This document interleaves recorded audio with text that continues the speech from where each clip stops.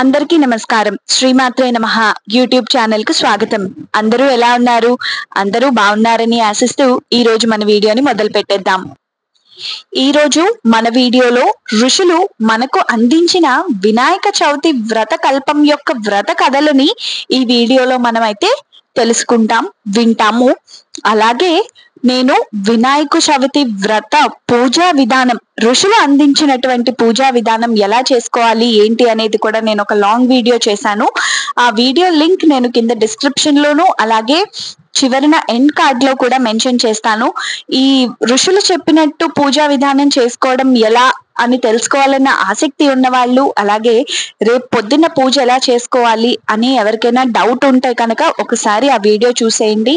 షోడశోపచారాలతో పూజ ఎలా చేయాలన్నది ఆ వీడియోలో నేను చెప్పాను. ఇంకా మనం వ్రత కథల్ని మొదలు పెట్టేద్దామా మరి? అక్షతలు చేత్తో పట్టుకుని కథ చదువుకోవాలి.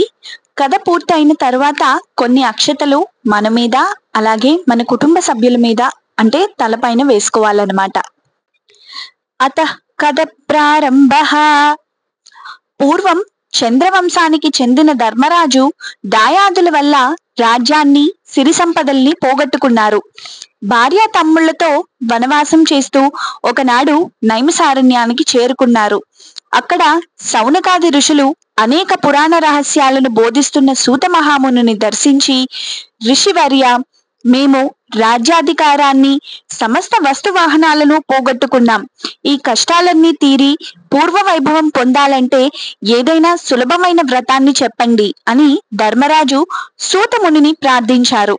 అప్పుడు సూత మహాముని ధర్మరాజుకు వినాయక వ్రతం అను వ్రతం చేస్తే కష్టాలు తొలగిపోయి సమస్త సౌఖ్యాలు కలుగుతాయంటూ ఇలా చెప్పసాగారు. ఒకసారి కుమారస్వామి పరమశివుణ్ణి దర్శించి, తండ్రి, మానవులు ఏ వ్రతం చేయడం వలన వంశవృద్ధిని పొంది సమస్త కోరికలు తీరి సకల శుభాలను, విజయాలను, వైభవాలను పొందగలుగుతారో అటువంటి వ్రతాన్ని చెప్పండి అని కోరాడు. అందుకు శివుడు, నాయన, సర్వ సంపత్కరం, ఉత్తమం, ఆయుష్కామార్థ సిద్ధి ప్రదాయము అయిన వినాయక వ్రతం అనేది ఒకటి ఉంది. దీన్ని భాద్రపద శుద్ధ చవితి నాడు ఆచరించాలి. ఆ రోజు ఉదయాన్నే నిద్రలేచి స్నానం చేసి నిత్య కర్మలు నెరవేర్చుకొని తమ శక్తి మేరకు బంగారంతో కాని, వెండితో కాని లేదా మట్టితో కాని విఘ్నేశ్వరుడి బొమ్మలను చేసి తమ ఇంటికి ఉత్తర దిక్కులో బియ్యాన్ని పోసి మండపాన్ని నిర్మించి అష్టదళ పద్మాన్ని ఏర్పరచాలి. అందులో గణేశుని ప్రతిమను ప్రతిష్ఠించాలి. అనంతరం శ్వేత గంధాక్షతలు, పుష్పాలు, పత్రాలతో పూజించి ధూపదీపాలను, వెలగ, నేరేడు మొదలైన ఫలములను రకమునకు 21 చెప్పున నివేదించాలి. నృత్య, గీత, వాద్య, పురాణ పఠనాలతో పూజను ముగించి యథాశక్తి వేద విధులైన బ్రాహ్మణులకు దక్షిణ తాంబూలాదులు ఇవ్వాలి. బంధుజనంతో కలిసి భక్ష్యభోజ్యాదులతో భోజనం చేయాలి. మరునాడు ఉదయం సంధ్యాదులు క్రతువులు పూర్తి చేసుకుని గణపతిని పునఃపూజ చేయాలి. ఈ విధంగా ఎవరైతే వినాయక వ్రతాన్ని చేస్తారో వాళ్ళకి గణపతి ప్రసాదం వలన సకల కార్యాలు సిద్ధిస్తాయి. అన్ని వ్రతాలలోకి అత్యుత్తమమైన ఈ వ్రతం త్రిలోక ప్రసిద్ధమై దేవ, ముని, గంధర్వాదుల చేత ఆచరింపబడింది అని పరమేశ్వరుడు కుమారస్వామికి చెప్పారు. కనుక ధర్మరాజా, నువ్వు కూడా ఈ వ్రతాన్ని ఆచరించినట్లయితే నీ శత్రువులను జయించి సమస్త సుఖాలను పొందుతావు. గతంలో విదర్భ యువరాణి దమయంతి ఈ వ్రతం చేయడం వలనే తాను ప్రేమించిన నలమహారాజును పెళ్లాడగలిగింది. శ్రీకృష్ణుడంతటి వాడు ఈ వ్రతం చేయడం వల్లనే శమంతకమణితో బాటుగా జాంబవతి, సత్యభామలనే 2 కన్యామణులను కూడా పొందగలిగారు.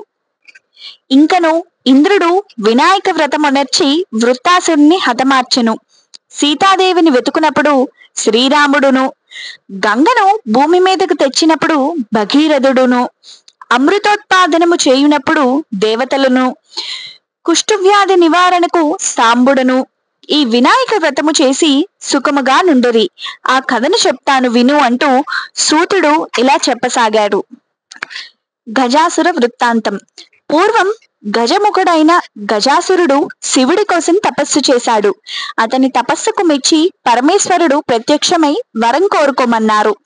గజాసురుడు, స్వామి, నువ్వు నా ఉదరమందే నివసించాలని కోరుకున్నాడు. దాంతో భక్త సులభుడైన శివుడు అతన్ని కుక్షి యందు ఉండిపోయాడు. జగన్మాత పార్వతి భర్తను వెతుకుతూ ఆయన గజాసురుని కడుపులో ఉన్నాడని తెలుసుకుంది. ఆయనను దక్కించుకునే ఉపాయం కోసం ఆ శ్రీ మహావిష్ణువును ప్రార్థించింది.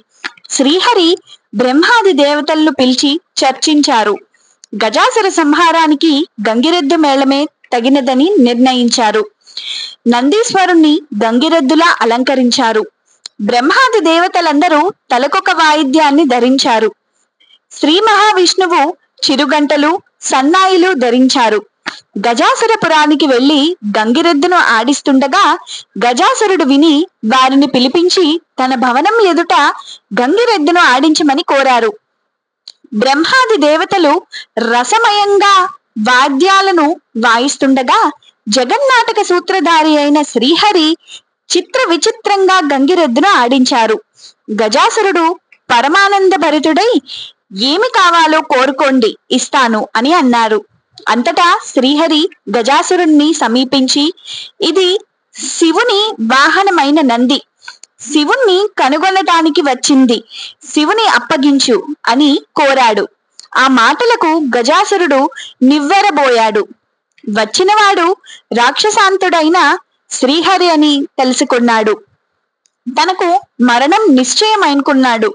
తన గర్భంలో ఉన్న పరమేశ్వరుని ఉద్దేశించి, స్వామి, నా శిరస్సును త్రిలోక పూజ్యముగా చేసి నా చర్మాన్ని నువ్వు ధరించు అని ప్రార్థించాడు. తన గర్భంలో ఉన్న శివుణ్ణి తీసుకుని వచ్చి విష్ణుమూర్తికి అంగీకారం తెలియజేశాడు. అంతా శ్రీహరి నందిని ప్రేరేపింపగా నంది తన కొమ్ములతో గజాసురుని ఉదరాన్ని చీల్చాడు. అంతటా గజాసురుని ఉదరం నుండి శివుడు బయటకు రాగా శ్రీహరి బ్రహ్మాది దేవతలకు వీడ్కోలు చెప్పి వైకుంఠానికి వెళ్ళగా శివుడు నందినెక్కి కైలాసానికి వెళ్లారు. వినాయకుడి జననం.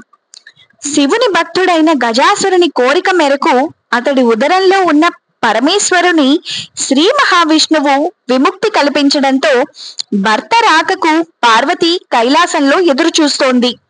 శివుడి కోసం ఎదురు చూస్తూ పార్వతి స్నానానికి సిద్ధమైంది. స్నానానికి వెళ్తూ దేహానికి నలుగు పిండిని అద్దుకుంది. పరధ్యానంలో ఆ పిండితోనే ఓ ప్రతిమను తయారు చేసింది. చూడముచ్చటైన ఆ బాలుడికి తండ్రి ఉపదేశించిన మంత్ర సాయంతో పార్వతి ప్రాణ ప్రతిష్ఠాపన చేసింది. దివ్య సుందరమైన ఆ బాలుని వాకిట కాపలా ఉంచి తాను స్నానానికి వెళ్ళింది. అంతలో అక్కడికి వచ్చిన శివుణ్ణి ఆ బాలుడు అడ్డుకున్నాడు. ఆగ్రహావేశాలకు లోనైన ఆ రుద్రుడు ఆ బాలుని శిరస్సును తన త్రిశూలంతో ఖండించాడు. ఆ శబ్దానికి బయటకు వచ్చిన పార్వతీదేవి జరిగిన ఘోరాన్ని చూసి కన్నీళ్లు పెట్టుకుంది. దీంతో శివుడు ఉత్తర దిక్కున తలపెట్టి నిద్రించుచున్న గజముఖుడి శిరస్సును తెప్పించి ఆ బాలుడికి అతికించి ప్రాణం పోసి గజాననుడు అనే నామకరణం చేశారు. గజాననుని శక్తి సామర్థ్యాలు పరిశీలించి భాద్రపద శుద్ధ చవితి నాడు గణాధిపత్యం కట్టబెట్టాడు. ఆ రోజున తనకు భక్తితో సమర్పించిన ఉండ్రాళ్ళు, కుడుములు, పిండి వంటలు, పండ్లను సుష్టిగా తిన్న వినాయకుడు నడవటానికి ఇబ్బంది పడుతూ కైలాసాన్ని చేరుకున్నారు. చంద్రునికి నీలాప నిందలు. శివుని శిరస్సుపై ఉన్న చంద్రుడు గణనాథుని అవస్థలు చూసి పక్కున నవ్వాడు.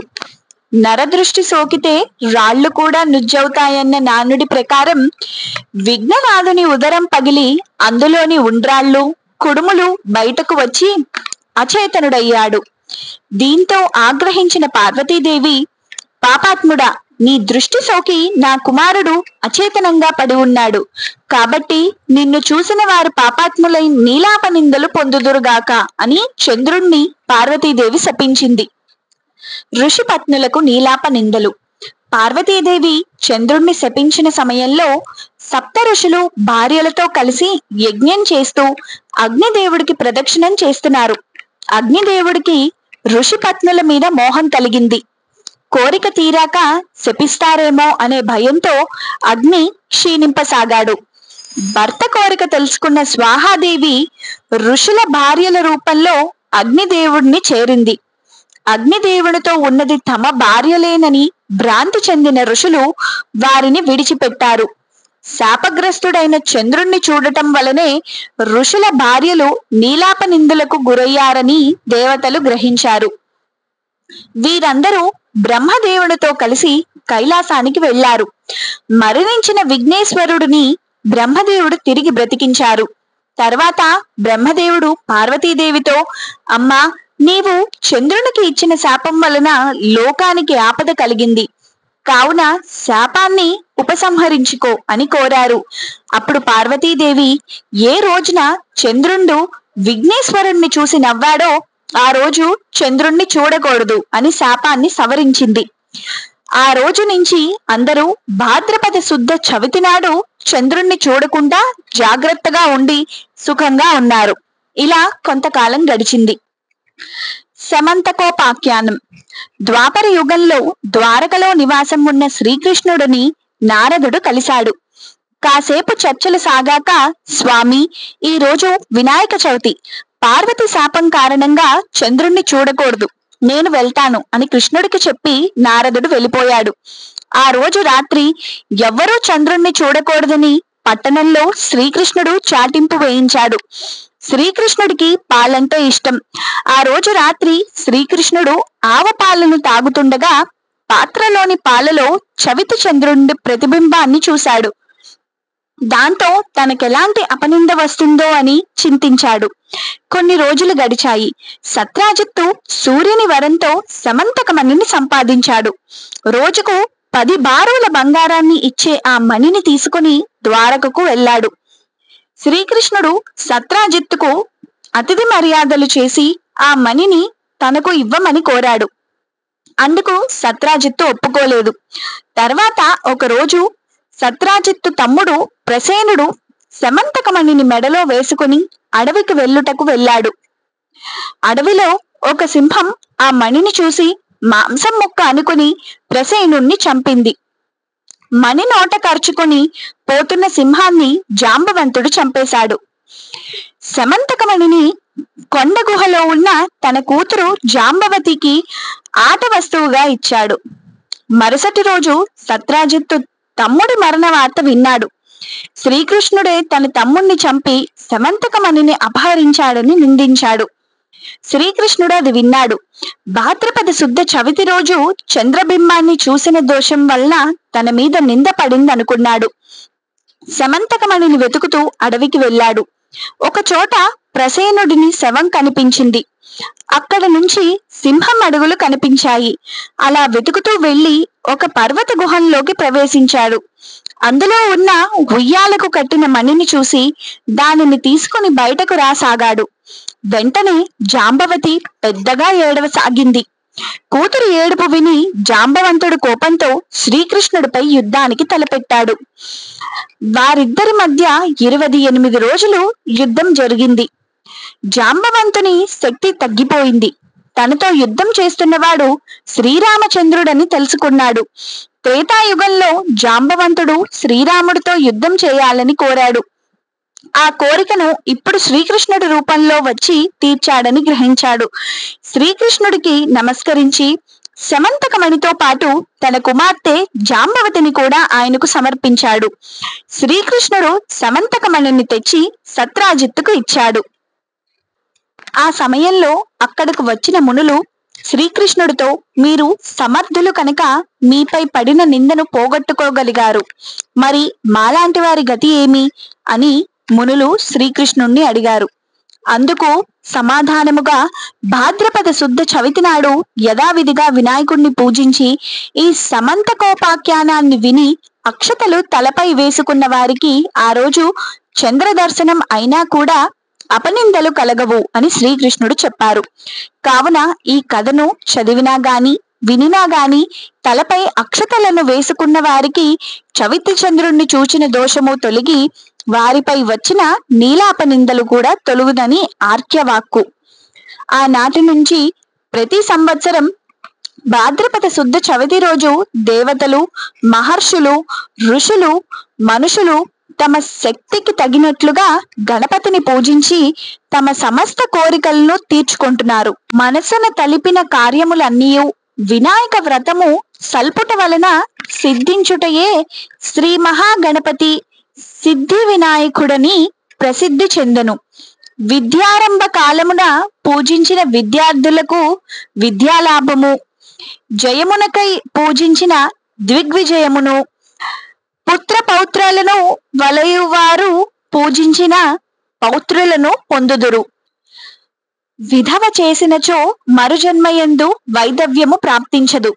కావున ఎవరైనా ఈ వ్రతమును ఆచరించిన శ్రీ మహాగణపతి అనుగ్రహముచే వారికి అన్ని విఘ్నములు తొలగి వారి కుటుంబము సకల ఐశ్వర్యములతో సకల సౌభాగ్యాలతో సుఖ సంతోషములతో నుందుగాక అని సూత మహర్షి తెలిపారు. ఇదే విధంగా చంద్రవంశానికి చెందిన ధర్మరాజు యథావిధిగా ఈ వరసిద్ధి వ్రతాన్ని ఆచరించి తిరిగి రాజ్యాధికారాన్ని పొందారు. వీడియో కనుక నచ్చినట్టయితే లైక్ చేయండి, షేర్ చేయండి, కమెంట్ చేయండి, సబ్స్క్రైబ్ చేయండి. అలాగే పక్కనే ఉన్న గంట సింబల్ని మాత్రం ప్రెస్ చేయడం మర్చిపోకండి. ఎందుకంటే నేను ఇలా వీడియో అప్లోడ్ చేయగానే మీకు అలా నోటిఫికేషన్ వచ్చేస్తుంది. Thank you. శ్రీమాత్రే నమః.